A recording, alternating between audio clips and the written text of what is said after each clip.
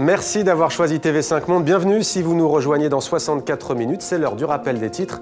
Avec d'abord un accord pour un cessez-le-feu en Centrafrique qui serait en passe d'être trouvé. Les négociations qui stagnaient au forum de Brazzaville se seraient débloquées ce soir. Les ex-rebelles de la Séléka notamment auraient renoncé à l'idée d'une partition du pays. En Europe, la banque suisse UBS mise en examen à Paris pour blanchiment aggravé de fraude fiscale dans une affaire de démarchage illicite de riches clients français.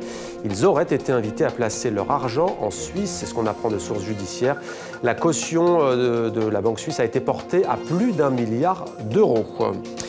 Et puis une nouvelle tragédie aérienne, Taïwan est sous le choc. Un accident d'avion a fait au moins 45 morts. L'appareil transportant 58 personnes, dont 4 membres d'équipage, s'est écrasé près de l'aéroport sur une île de Penghu, une île isolée.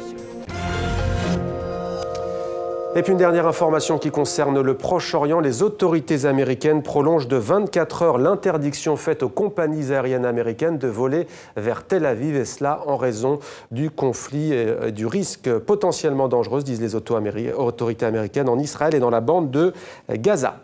Nous sommes ensemble depuis un peu plus d'une heure. Vous avez manqué le début de votre grand journal. Voici l'essentiel de 64 minutes préparé par Emmanuel Godard et Corinne Lannoy.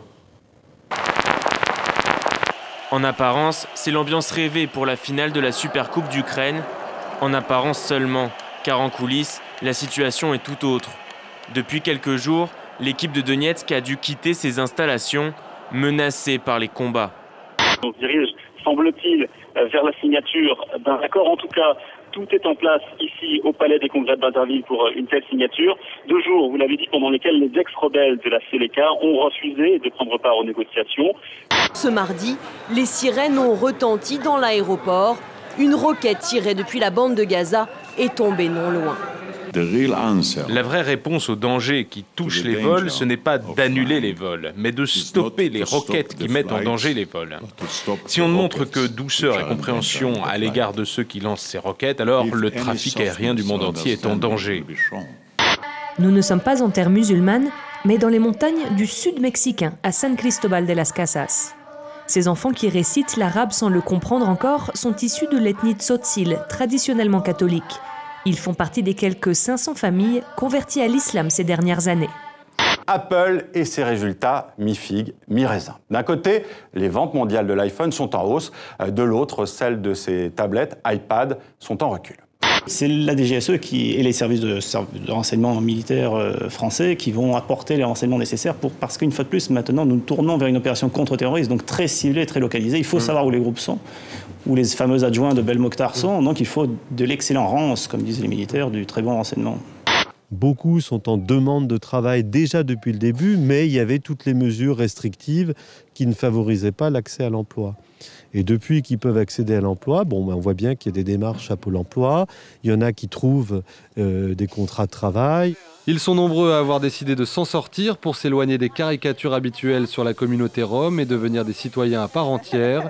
Il y a un problème rome, mais qu'en fait, les pouvoirs publics créent eux-mêmes en ne remplissant pas leurs obligations légales.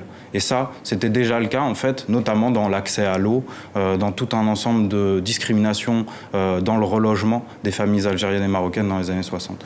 Raconter des histoires via la musique, accompagné d'une image, c'est toujours très bien.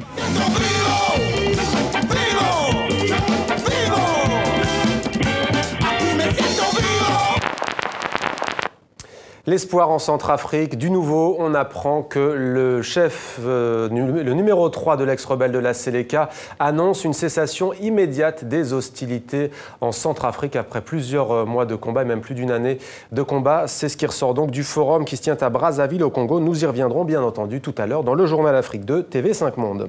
Et comme tous les jours, une pensée pour tous les otages dans le monde, parmi eux les jeunes filles et les jeunes garçons enlevés par Boko Haram au Nigeria, ainsi que le dernier ressortissant français détenu au Sahel.